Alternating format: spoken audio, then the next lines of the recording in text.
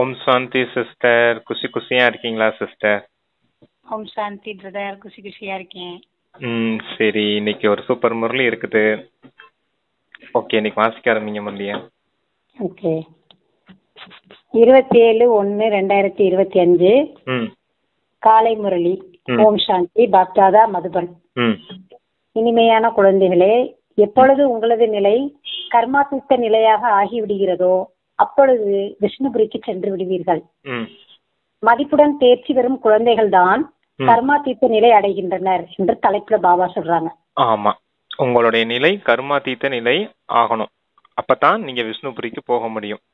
யாரு கர்மாத்தீத்த நிலை அடைவாங்கன்னா, யார் பாஸ்வித் ஹானர் ஆகிறாங்களோ அவங்க தான் கர்மாத்தீத்த நிலையை அடைய முடியும். அதாவது 8 ஆத்மாக்கள் தான் முழுமையான கர்மாத்தீத்த நிலையை அடைகிறாங்கன்னு சொல்றாங்க. 9வது ஆத்மா கூட தர்மராஜ்புரியில ஒரு அடியாவது விழுகுமா 9வது ஆத்மாவுக்கு கூட. அதான் பாபா சொல்றாரு, பாஸ்வித் ஹானர் ஆகக்கூடியவங்க தான் கர்மாத்தீத்த நிலையை முழுமையை அடைவாங்க அப்படின்னு சொல்லியிருக்காரு. ஓகே, அடுத்து கேள்வி கேட்கிறாங்க பாபா. 2 தந்தைகளும் குழந்தைகளாகி உங்களுக்கு என்ன முயற்சி செய்கின்றனர்?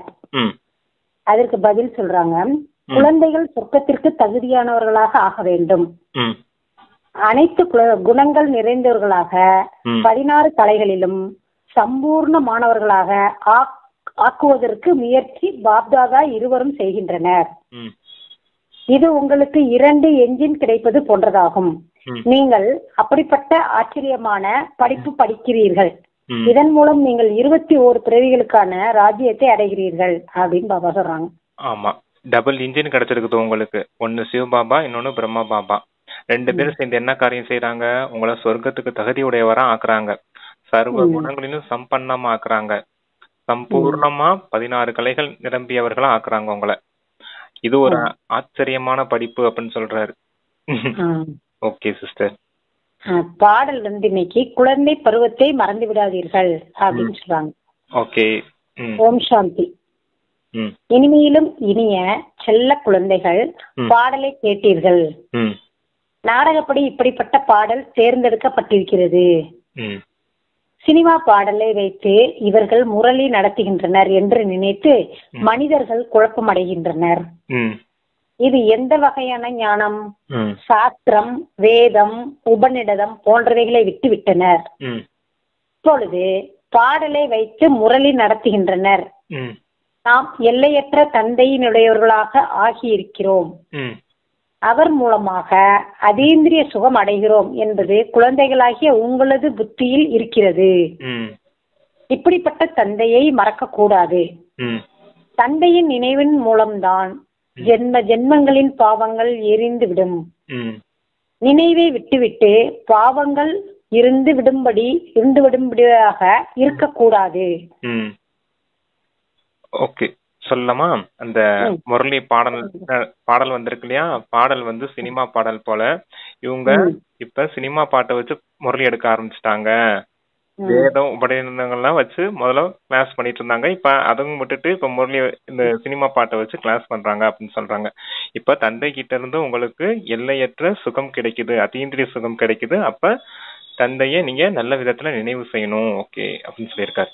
ஓகே சிஸ்டர், அடுத்து இப்படிப்பட்ட தந்தையை நல்ல முறையில் நினைவு செய்வதற்கான முயற்சி செய்ய வேண்டும். நிச்சயதார்த்தம் நடந்திருக்கிறது எனில் ஒருவரை ஒருவர் நினைவு செய்வர். உங்களுக்கும் நிச்சயதார்த்தம் நடந்திருக்கிறது. பிறகு நீங்கள் எப்பொழுது கர்மாத்தீத்த நிலை அடைவீர்களோ அப்பொழுது விஷ்ணுபுரிக்கு செல்வீர்கள். இப்பொழுது சிவபாபாவும் இருக்கின்றார், பிரஜாபிதா பிரம்மா பாபாவும் இருக்கின்றார். 2 இன்ஜின்கள் கிடைத்திருக்கின்றன. ஒன்று நிராகாரி, மற்றொன்று சாக்காரி. இருவரும் குழந்தைகளை சொர்க்கத்திற்கு தகுதியானவர்களாக ஆக்குவதற்கான முயற்சி செய்கின்றனர். சர்வ குணங்கள் நிறைந்தவர்கள் 16 கலைகளில் முழுமையானவர்களாக ஆக வேண்டும். இங்கு தேர்வில் தேர்ச்சி பெற வேண்டும். இது எந்த சாஸ்திரங்களிலும் கிடையாது. இந்த படிப்பு மிகவும் ஆச்சரியமானதாகும். எதிர்கால 21 பிறவிகளுக்கானது. மற்ற படிப்புகள் மரண உலகத்திற்கானது. இந்த படிப்பு அமர லோகத்திற்கானது. அதற்காக இங்கேயே படிக்க வேண்டும் அல்லவா?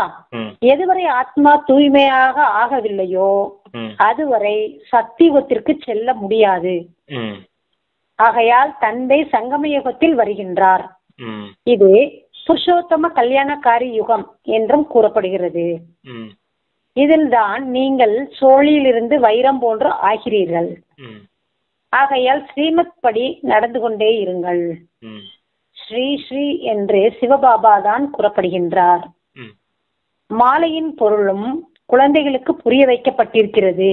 ம் மேலே மலராக சிவபாபா இருக்கின்றார். ம் பிறகு மொட்டுக்களாக யுகள் வருகின்றனர். ம் இல்லற மார்க்கம் அல்லவா? பிறகு மணிகள், அதாவது வெற்றியடைய கூடியவர்கள். ம் இதையே ருத்ர மாலையாக, பிறகு விஷ்ணு மாலையாக ஆகிறது. ம் இந்த மாலையின் பொருளை யாரும் அறியவில்லை. ம் குழந்தைகளாகிய நீங்கள் சோழியிலிருந்து வைரமாக ஆக வேண்டும் என்று தந்தை அமர்ந்து புரிய வைக்கின்றார். ம் இப்போது நீங்க சோழியிலிருந்து வைரமாகணும். இப்ப தூய்மையாகாம வீட்டுக்கும் போக முடியாது, சுகதாமத்துக்கும் போக முடியாதுன்னு சொல்றாரு. அதத்தான் 2 மாலைகளா சொல்றாரு. ஒன்னு ருத்ர மாலை, இன்னொன்னு விஷ்ணு மாலை. அதான் அந்த மலர்களை உதாரணமா வச்சு சொல்றாரு.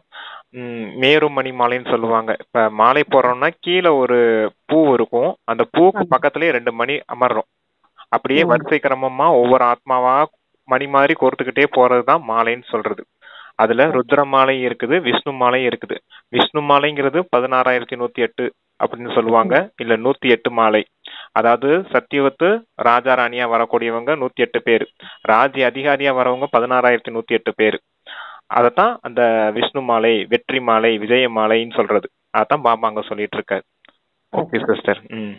63 பிறவிகளாக நீங்கள் தந்தையை நினைவு செய்து வந்தீர்கள். நீங்கள் இப்பொழுது ஒரு நாயகனுக்கு நாயகிகளாக இருக்கிறீர்கள். ஒரு பகவானின் பக்தர்களாக அனைவரும் இருக்கின்றனர். பதிகளுக்கெல்லாம் பதியானவர், தந்தைகளுக்கெல்லாம் தந்தையானவர் அவர் ஒருவர்தான். குழந்தைகளாகிய உங்களை ராஜாவிற்கெல்லாம் ராஜாவாக ஆக்குகின்றார். தான் ஆவது கிடையாது. தந்தை அடிக்கடி புரிய வைக்கின்றார். தந்தையின் நினைவின் மூலம்தான் உங்களது பல பிறவிகளின் பாவங்கள் பஸ்பமாகும். ஆத்மாவில் எதுவும் ஒட்டாது என்று சாது சன்னியாசிகள் கூறிவிட்டனர். நல்ல சம்ஸ்காரமோ கெட்டதோ ஆத்மாதான் எடுத்து செல்கிறது என்று தந்தை புரிய வைக்கின்றார். எங்கு பார்த்தாலும் பகவானே பகவான் தான், இவை அனைத்தும் பகவானின் லீலைகள் என்று அவர்கள் கூறிவிட்டனர். விகார மார்க்கத்தில் முற்றிலுமாக அசுத்தம் ஆகிவிடுகின்றனர். சாது சன்னியாசிகளாம் சொல்லியிருக்காங்க ஆத்மா நிர்லேப் அப்படின்னு. ஆத்மால எதுவும் ஒட்டாது, பாவ புண்ணியம்லாம் ஒட்டாது அப்படின்னு சொல்லியிருக்காங்க.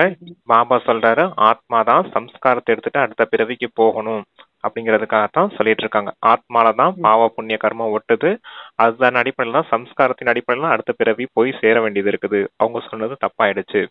எங்க பார்த்தாலும் பகவானே பகவான் தான் அப்படின்னு நினைக்கிறாங்க. ஏன்னா ஆத்மாவே பரமாத்மா. அப்ப ஒவ்வொருத்தவங்களும் பரமாத்மா அப்படின்னு சொல்லிட்டாங்க, நானே கடவுள்னு சொல்லிட்டாங்க இல்லையா? அதுக்காக பாபா அப்படி சொல்றாரு. ஓகே சிஸ்டர், அடுத்து. இப்படிப்பட்டவர்களின் வழிப்படி லட்சக்கணக்கான மனிதர்கள் நடந்து கொண்டிருக்கின்றனர்.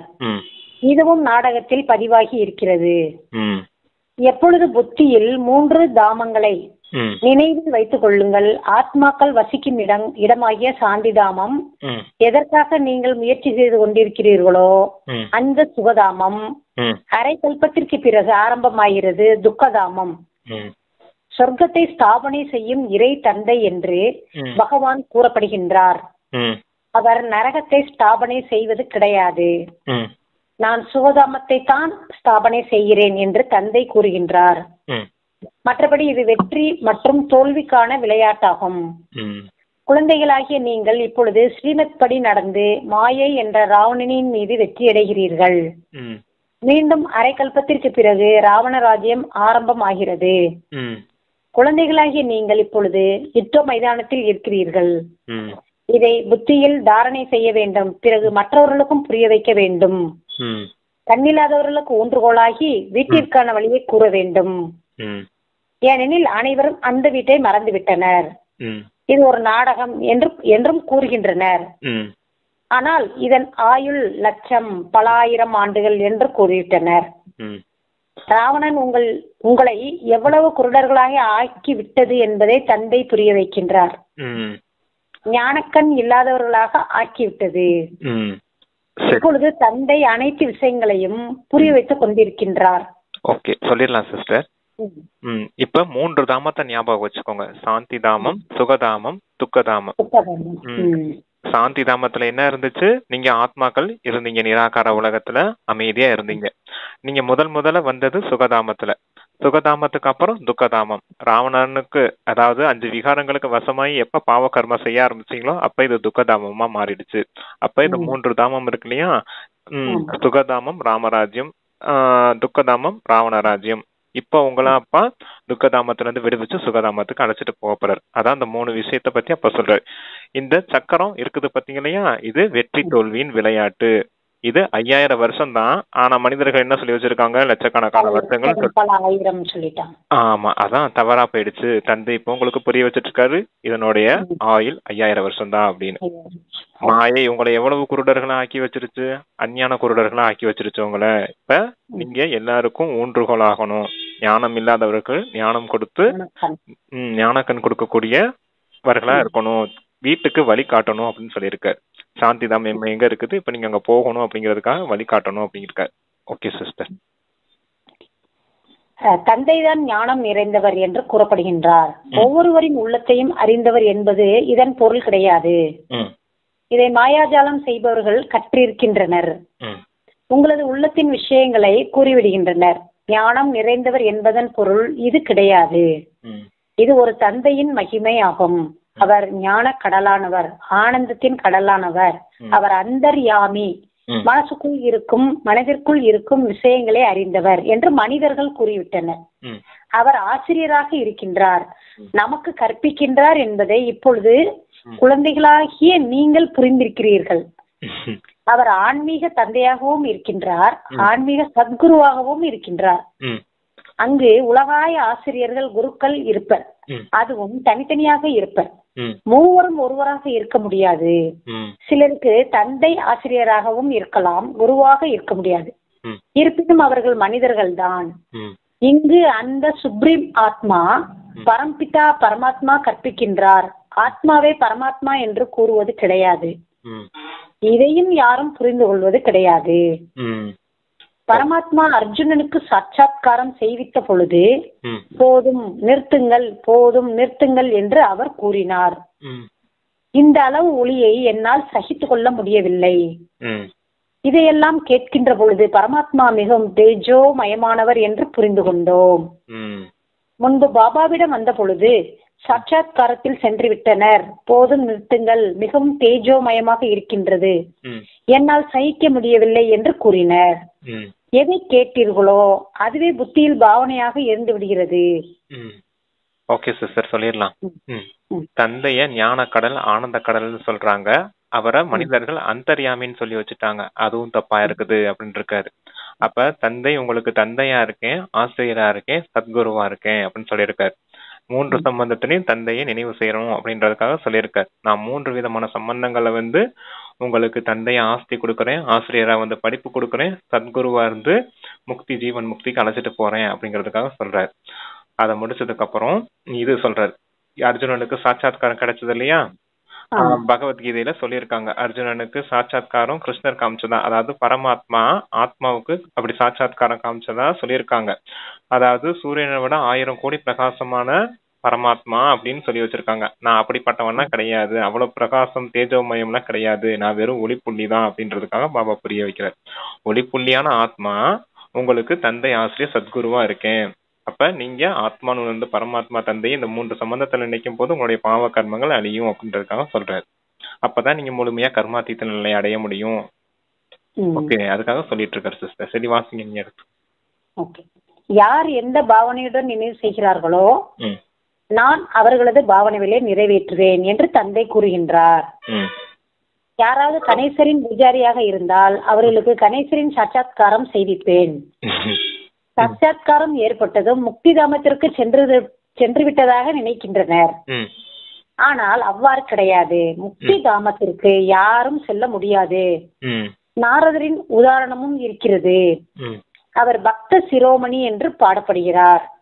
நான் லட்சுமியை திருமணம் செய்து கொள்ளலாமா என்று அவர் கேட்டதும் தனது முகத்தை பார்த்துக்கொள் என்று கூறப்பட்டது. பக்த மாலையும் இருக்கிறது. பெண்களில் மீரா மற்றும் ஆண்களில் நாரதரும் முக்கியமானவர்கள் என்று பாடப்பட்டிருக்கிறது. இங்கு ஞானத்தில் முக்கிய சிரோமணியாக விளங்குபவர் சரஸ்வதி ஆவார். வரிசை கிரமம் இருக்கிறது அல்லவா? ஓகே, அந்த சாட்சாத்காரத்துக்கு சொல்லிட்டு இருக்காரப்பா. நீங்க கணேசரை நினைச்சு நீங்க தந்தையா நினைச்சீங்கன்னா, அதாவது இறைவனை நினைச்சீங்கன்னா உங்களுக்கு கணேசனுடைய சாட்சாத்காரம் காட்டுவேன். உங்களுடைய பாவனைக்கு ஏத்த பலனும் நான் கொடுப்பேன். ஆனா அந்த சாட்சாத்காரம் பாக்குறதுனால நீங்க முக்திதாமம் போயிட்டீங்கன்னு அர்த்தம் கிடையாது அப்படின்னு சொல்றாரு. அது வெறும் டிரான்ஸ்ல போற விஷயம் மட்டும்தான். அதனால எந்த ஒரு பலனும் கிடையாது. வெறும் ஜனப்பொழுது அந்த சுகம் மட்டும் கிடைக்கும். தந்தை அதாவது இறைவனை பார்த்துட்டேன் அப்படிங்கிற அந்த சுகம் மட்டும் கிடைக்கும். ஆனா இறைவன் அப்படி கிடையாது அப்படிங்கறதுக்காக சொல்றாரு சிஸ்டர். ஓகே. மாயையிடம் எச்சரிக்கையாக இருங்கள் என்று தந்தை புரிய வைக்கிறார். மாயை அவ்வாறு தலைகீழான காரியங்களை செய்வித்து விடுகிறது. பிறகு கடைசியில் மிகவும் அழவேண்டி இருக்கும். பகவான் வந்திருந்தார், நான் ஆட்சி அடையாமல் இருந்து விட்டேனே என்று பச்சாதாபப்பட வேண்டி இருக்கும். பிறகு பிரஜைகளிலும் வேலைக்காரன் வேலைக்காரிகளாக ஆவார்கள். கடைசியில் படிப்பு முடிவடைந்துவிடும். பிறகு அதிகமாக பச்சாதாபம் அடைய வேண்டி இருக்கும். ஆகையால் தந்தை முன்கூட்டியே புரிய வைத்து விடுகின்றார், கடைசியில் பச்சாதாபப்படக்கூடாது. எந்த அளவிற்கு தந்தையை நினைவு செய்கிறோமோ அந்த யோக அக்னியின் மூலம் பாவங்கள் அழிந்துவிடும். ஆத்மா சதோ பிரதானமாக இருந்தது, பிறகு அதில் கரைகள் படிந்து படிந்து தமோ பிரதானமாக ஆகிவிட்டது. தங்கம், வெள்ளி, தாமிரம், இரும்பு பெயர்கள் இருக்கிறது அல்லவா? இப்பொழுது இரும்பு யுகத்திலிருந்து நீங்கள் மீண்டும் தங்க யுகத்திற்கு செல்ல வேண்டும். தூய்மை ஆகாமல் ஆத்மாக்கள் செல்ல முடியாது. சத்தியுகத்தில் தூய்மை இருந்ததால் அமைதி சுகம் இருந்தது. இங்கு தூய்மை இல்லாததால் அமைதி சுகம் இல்லை. இரவு பகல் வித்தியாசம் இருக்கிறது. ஆக இந்த குழந்தை பருவத்தை மறந்து விடாதீர்கள் என்று தந்தை புரிய வைக்கின்றார். சொல்லிடலாம். மாயை கிட்ட நீங்க மிகவும் எச்சரிக்கையா இருக்கணும். அது தலைகீழான காரியங்கள் செய்ய வைக்குது அப்படின்னு சொல்றாரு. இப்ப படிப்பை நல்ல விதத்துல படிக்கணும். இறுதி நேரத்துக்குள்ள நீங்க கர்மாதீத்த நிலை அடையணும் அப்படின்னா இப்ப நல்ல விதத்துல படிக்கணும். தந்தை வந்த சமயத்துல நீங்க படிக்கல அப்படின்னா இறுதி நேரத்துல பச்சாதாபப்பட வேண்டியது இருக்கும், மிகவும் அழ வேண்டியது இருக்கும். அப்ப தந்தை வந்திருக்கும் போதே தந்தை சொல்றதை கேட்டு ஒழுங்கா முயற்சி செய்து ஞான யோக பயிற்சி செய்து நீங்க நல்ல உயர்ந்த பதவியை அடையணும் அப்படின்றதுக்காக சொல்றாரு. அடுத்து என்ன சிஸ்டர், நீங்க எப்ப தூய்மையா இருந்தீங்களோ அப்ப உங்களுக்கு சுகம் சாந்தி இருந்துச்சு. எப்ப தூய்மையற்றவர்களா மாறுறீங்களோ அப்ப துக்கம் அசாந்தி வந்துருச்சுன்னு சொல்றாரு. தூய்மை இருக்க இடம் சொர்க்கம், அங்க சுகம் சாந்தியோட இருந்தீங்க. தூய்மையற்ற நிலையில இருந்தது நரகத்துல, அங்க துக்கம் அசாந்தி வந்துருச்சுன்னு சொல்றாரு. அப்புறமேலு இப்ப ஆத்மா தூய்மையாகணும், தமோ பிரதான நிலையில இருந்து சத்துவ பிரதானமா ஆகணும். அதுக்குதான் தங்கம், வெள்ளி, செம்பு, இரும்பு அதனுடைய உதாரணம் கொடுத்தாரப்பா. அதாவது பொற்கொள்ளன் என்ன செய்வாங்க, தங்கத்தை புடம் போடுவாங்க இல்லையா? அது போல இந்த சத்தியுகம், திரேதாயுகம், துவாபர யுகம், கலியுகம் இருக்குது பாத்தீங்களா? அந்த 4 யுகத்துல நீங்க சுத்தி வந்திருக்கீங்க. இப்ப சத்தியுகத்துக்கு மறுபடியும் போகணும்னா இதனுடைய கலப்படத்தை எல்லாம் எடுக்கணும். திரேதாயுகத்தின் கலப்படமான வெள்ளியையும், துவாபர யுகத்துல இருக்க தாமிரத்தையும், கலியுகத்துல இருக்கக்கூடிய இரும்பையும் மொத்தமா தனியா பிரிச்சு எடுத்துட்டு முழுக்க முழுக்க உங்களை தங்க புத்தியோட மாத்தி நான் சத்தியுகத்துக்கு அனுப்பி வைப்பேன் அப்படிங்கறதுக்காக சொல்றாரு. அந்த சம்பந்தம் பொற்கொள்ளன்ற சம்பந்தத்தை உதாரணம் வச்சு சொல்றாரு சிஸ்டர். ஓகே, வாசிங்க அடுத்து. தந்தை தத்தெடுத்திருக்கின்றார் அல்லவா? பிரம்மாவின் மூலம் தத்தெடுக்கிறார். இது தத்தெடுப்பதாகும். பெண்ணை தத்தெடுக்கின்றனர், பிறகு குழந்தைகள் படைக்கப்படுகின்றனர். பெண்ணை படைப்பு என்று கூறுவது கிடையாது. இந்த தந்தையும் தத்தெடுக்கின்றார். யாரை கல்பத்துக்கு முன்பு தத்தெடுத்திருந்தேனோ நீங்கள் அதே குழந்தைகள் ஆவீர்கள். தத்தெடுக்கப்பட்ட குழந்தைகளுக்கு தான் தந்தையிடமிருந்து ஆஸ்தி கிடைக்கிறது. உயர்ந்ததிலும் உயர்ந்த தந்தையிடமிருந்து உயர்ந்ததிலும் உயர்ந்த ஆஸ்தி கிடைக்கிறது. அவர் பகவான். பிறகு 2ஆம் நம்பரில் இருப்பது சத்தியுகத்தின் எஜமானர்களாகிய லட்சுமி நாராயணன். இப்பொழுது நீங்கள் சத்தியுகத்திற்கு எஜமானர்களாக ஆகி கொண்டிருக்கிறீர்கள். இப்பொழுது சம்பூரணம் ஆகவில்லை, ஆகி கொண்டிருக்கிறீர்கள். தான் பாவனம் ஆகி மற்றவர்களை பாவனம் ஆக்க வேண்டும். இதுதான் உண்மையான ஆன்மீக சேவையாகும். நீங்கள் இப்பொழுது ஆன்மீக சேவை செய்கிறீர்கள். ஆகையால் நீங்கள் மிகவும் உயர்ந்தவர்கள். சிவபாபா பதித்தமானவர்களை பாவனம் ஆக்குகின்றார். நீங்களும் பாவனம் ஆக்குகிறீர்கள். ராவணன் எவ்வளவோ அசுத்த புத்தி உடையவர்களாக ஆக்கிவிட்டது. இப்பொழுது தந்தை மீண்டும் தகுதியானவர்களாக ஆக்கி உலகிற்கு எஜமானர்களாக ஆக்குகின்றார். இப்படிப்பட்ட தந்தையை பிறகு கல் முள்ளில் இருக்கிறார் என்று எப்படி கூற முடியும்? தந்தை கூறுகின்றார், இந்த விளையாட்டு உருவாக்கப்பட்டிருக்கிறது, கல்பத்துக்கு பிறகு மீண்டும் இவ்வாறே நடைபெறும். இப்பொழுது நாடகப்படி உங்களுக்கு புரிய வைப்பதற்காக நான் வந்திருக்கிறேன். சிறிதும் வித்தியாசம் ஏற்பட முடியாது. அதாவது தூய்மையற்றவர்களை தூய்மையாக்கக்கூடியவர் பாபா, அவர் வந்திருக்கேன் அப்படின்னு சொல்றாரு. நீங்க முதல்ல எந்த அளவுக்கு தூய்மை இல்லாதவர்களா இருந்தீங்க, இப்ப மறுபடியும் தூய்மையாகி இப்ப சத்தியுகத்து எஜமானரா ஆக போறீங்க அப்படின்னு சொல்றாரு. சொர்க்கத்தின் எஜமானர்களா ஆக போறீங்க அப்படின்னு சொல்லிடுறாரு. ஓகே சிஸ்டர், சத்தியுகத்துக்கு எஜமானரா ஆகிறோம். இப்ப தூய்மையற்ற நிலையில இருக்கும், நாளைக்கு தூய்மையானவர்களா மாறி அங்க சத்தியுகத்துக்கு எஜமானரா ஆயிடுவீங்கன்னு சொல்லியிருக்காரு. ஓகே சிஸ்டர், அடுத்து ஒரு வினாடி கூட தந்தை தாமதப்படுத்த முடியாது. எவ்வாறு தந்தை அவதாரம் செய்கிறாரோ அதே போன்று குழந்தைகளாகிய நீங்களும் மறுபிறவி எடுக்கிறீர்கள். நீங்கள் பிறவி எடுத்திருக்கிறீர்கள். ஆத்மா இங்கு சாக்காரத்தில் நடிப்பு நடிக்கிறது. இதுதான் அவதாரம் என்று கூறப்படுகிறது. மேலிருந்து நடிப்பு நடிப்பதற்காக கீழே வருகிறது. தந்தைக்கும் தெய்வீகமாக அலௌகிக்க பிறப்பாகும். தந்தை தானே கூறுகின்றார், நான் இயற்கையை ஆதாரமாக எடுக்க வேண்டி இருக்கிறது. நான் இந்த உடல் பிரவேசம் செய்கின்றேன். இது எனது நிர்ணயிக்கப்பட்ட உடலாகும். இது மிகப்பெரிய அதிசயமான விளையாட்டாகும். இந்த நாடகத்தில் ஒவ்வொருவரின் நடிப்பும் பதிவாகி இருக்கிறது. அதை நடித்துக் கொண்டே இருக்கிறது. 21 பிரதிகளுக்கான நடிப்பையும் இவ்வாறே நடிப்பீர்கள். உங்களுக்கு சொல்லிடலாம். அந்த அவதாரம் எடுத்திருக்கான் அப்படின்னு சொல்லியிருக்காரு அப்பா. இப்ப இது தெய்வீக பிறப்பா இருக்குது. தந்தை எப்படி பரந்தாமத்துல இருந்து இந்த சாக்கார உடல்ல, அதாவது பிரம்மாவுடைய உடல்ல சாக்கார உடலை ஆதாரமா எடுத்து அந்த பாட்டு பண்ணிட்டு இருக்கேன் பாருங்க, உங்களுக்கு ஞானம் சொல்லி கொடுக்குற பாட்டு பண்ணிட்டு இருக்கேன் இல்லையா, அதே போல ஆத்ம உலகத்துல இருந்துல நீங்களும் உங்களுடைய சாக்கார சரீரத்துல அமர்ந்திருக்கீங்க. அப்ப இது அலௌகிக பிறப்பா இருக்குது அப்படின்னு சொல்லியிருக்காரு. இதுல ஒரு வினாடி கூட தாமதம் ஏற்படாது. அதாவது சிவபாபா பிரம்மா பாபா உடல்ல பிரவேசமாய் வர்றதுக்கு, அந்த சங்கம யுக சமயம் ஆரம்பிக்கிறதுக்கு அத சொல்லியிருக்காரப்பா. சரி, ஓகே சிஸ்டர், அடுத்த வாசி. நாடகத்தில் ஒவ்வொருவரின் நடிப்பும் பதிவாகி இருக்கிறது. அதை நடித்துக் கொண்டே இருக்கிறது. 21 பிறவிகளுக்கான நடிப்பையும் இவ்வாறே நடிப்பீர்கள். உங்களுக்கு தெளிவான ஞானம் கிடைத்திருக்கிறது. அதுவும் வரிசை கிரமமாக மகாரதிகளை பாபா மகிமை செய்கிறார் அல்லவா. பாண்டவர்களுக்கும் கௌரவர்களுக்கும் யுத்தம் நடந்ததாக காண்பித்திருக்கின்றனர். இவைகள் ஜோடிக்கப்பட்ட விஷயங்களாகும். அவர்கள் ஸ்தூல இரட்டை அஹிம்சாதாரிகள். நீங்கள் ஆன்மீக இரட்டை அஹிம்சாதாரிகள் என்பதை இப்பொழுது நீங்கள் புரிந்திருக்கின்றீர்கள். ஸ்தூல அஹிம்சாவாதிகள் அவங்க, நம்ம இரட்டை அஹிம்சாவாதிகள் அப்படின்னு சொல்லியிருக்காரு. ஓகே, சரி. ராஜ்யம் அடைவதற்காக நீங்கள் எவ்வாறு அமர்ந்திருக்கின்றீர்கள் பாருங்கள். தந்தையின் நினைவின் மூலம் விகர்மங்கள் விநாசமாகும் என்பதை அறிவீர்கள். இதே ஆர்வத்துடன் இருக்கிறீர்கள். முயற்சி அனைத்தும் நினைவு செய்வதில் தான் இருக்கிறது. அதனால் பாரதத்தின் பழமையான யோகா என்று பாடப்பட்டிருக்கிறது. அந்த அயல் நாட்டினரும் பாரதத்தின் இந்த பழமையான யோகம் கற்றுக்கொள்ள விரும்புகின்றனர். சன்னியாசிகள் நமக்கு இந்த யோகத்தை கற்பிப்பார்கள் என்று நினைக்கின்றனர். உண்மையில் அவர்கள் எதையும் கற்றுக் கொடுப்பது கிடையாது. அவர்களது சந்நியாசம் கடயோகத்திற்கானது. நீங்கள் இல்லற மார்க்கத்தை சார்ந்தவர்கள். ஆரம்பத்திலிருந்தே உங்களது ராஜ்யம் இருந்தது. இப்பொழுது கடைசியாக இருக்கிறது. இப்பொழுது பஞ்சாயத்து ராஜ்யம் இருக்கிறது. உலகில் காரிருள் அதிகமாக இருக்கிறது. ரத்தம் சிந்தும் விளையாட்டு நடைபெறும் என்பதை நீங்கள் அறிவீர்கள். இதை ஒரு விளையாட்டாக காண்கின்றனர். இது எல்லையற்ற விஷயமாகும்.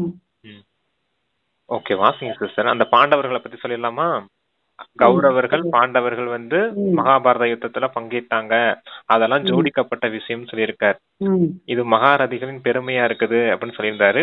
பாண்டவர்கள்ங்கிறது இப்ப மகாரதிகளாகிய நாம தான், நம்ம பாபாவோடைய குழந்தைகள். பாண்டவர்கள்னா பண்டா அப்படின்னு சொல்லுவாங்க. பண்டானா வழிகாட்டிகள். நீங்க தான் ஆன்மீக வழிகாட்டிகள் ஆயிட்டீங்க இல்லையா? அப்ப அதுக்காக தான் பாபா நம்மளும் சொல்றாரு, நீங்க வழிகாட்டுங்கள். அப்ப உங்களுடைய விஷயம் தான் அது. நீங்க இப்ப அஹிம்சாவாதிகளா இருக்கீங்க, நாளைக்கு இரட்டை அஹிம்சாவாதிகளா மாறிடுவீங்க அப்படின்னு. அடுத்து என்ன சொன்னாரு சிஸ்டர்? இந்த உலகம் வந்து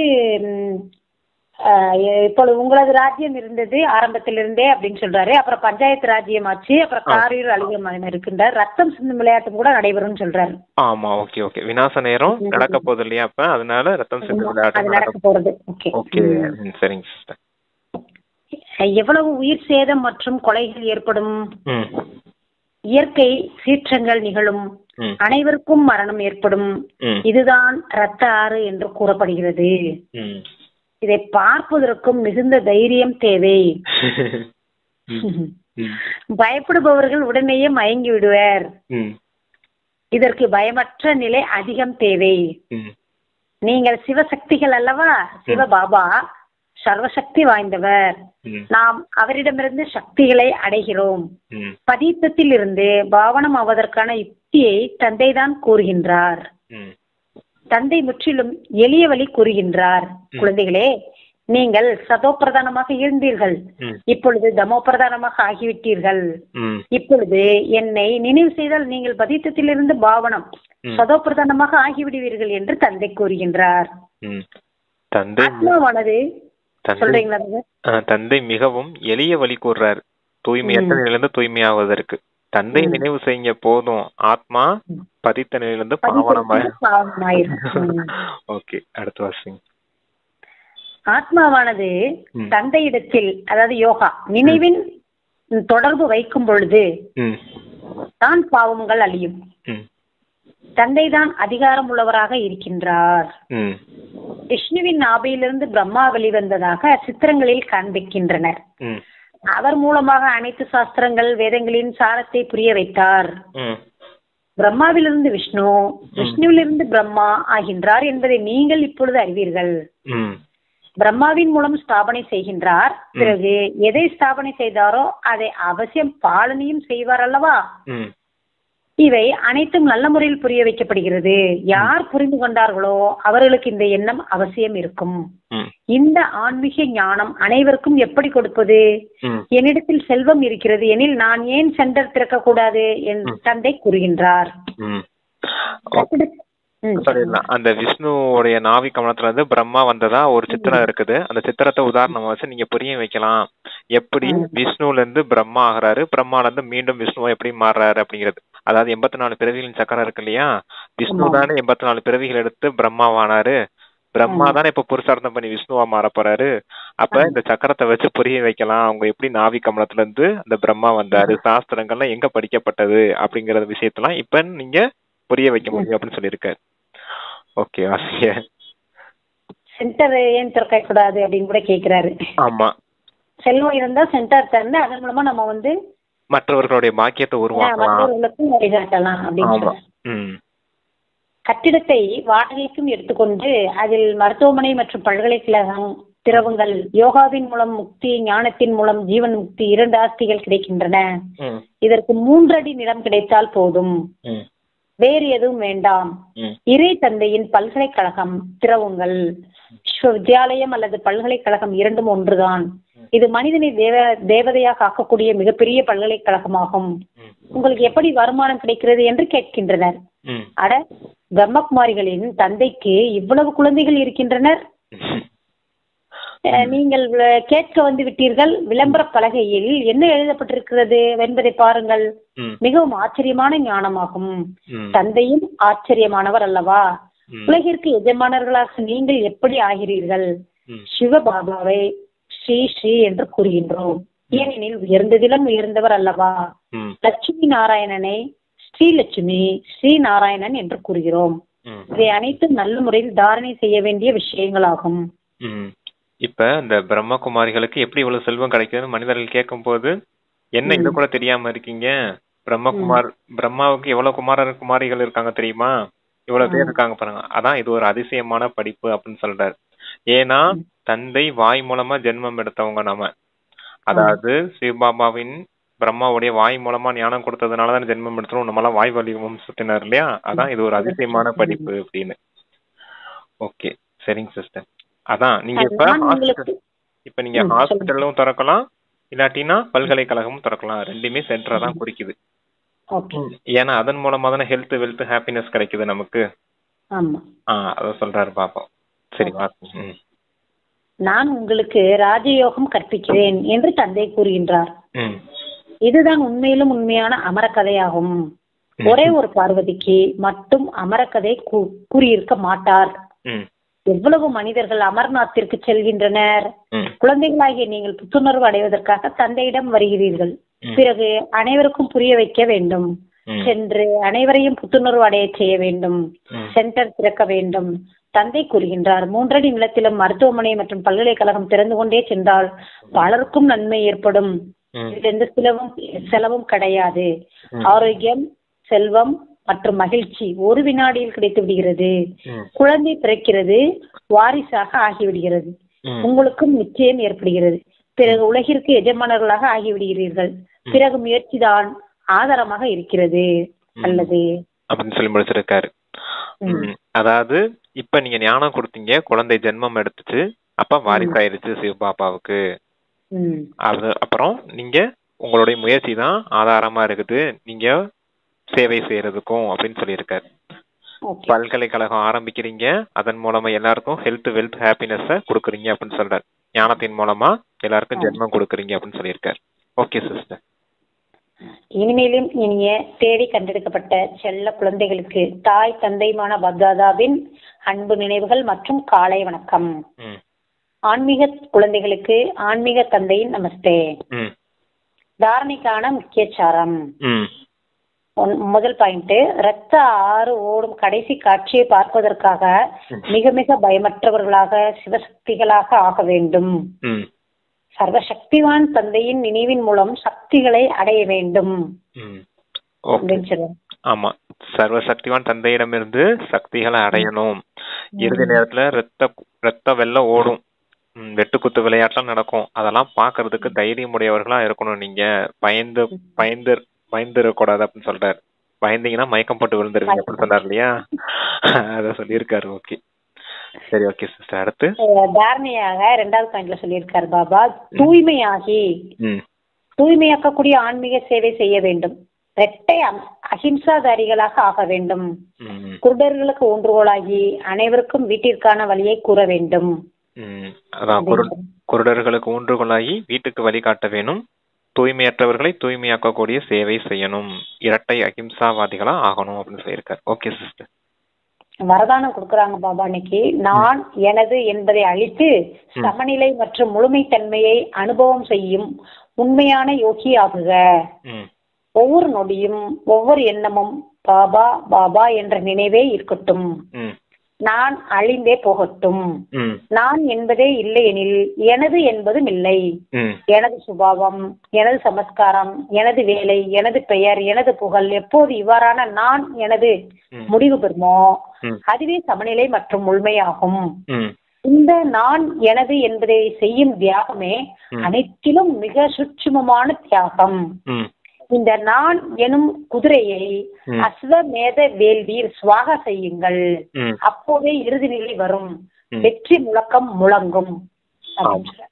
ஒவ்வொரு நொடியும் ஒவ்வொரு எண்ணமும் பாபா பாபான்னு தான் இருக்கணும். நான் என்பது இருக்கக்கூடாது. பாபா பாபான்னு சொல்லும் போது நான்னு வராது இல்லையா, அப்ப நான் என்பது அழிந்து போகும். நான் என்பதே இல்லைனா எனது என்பதும் இல்லை.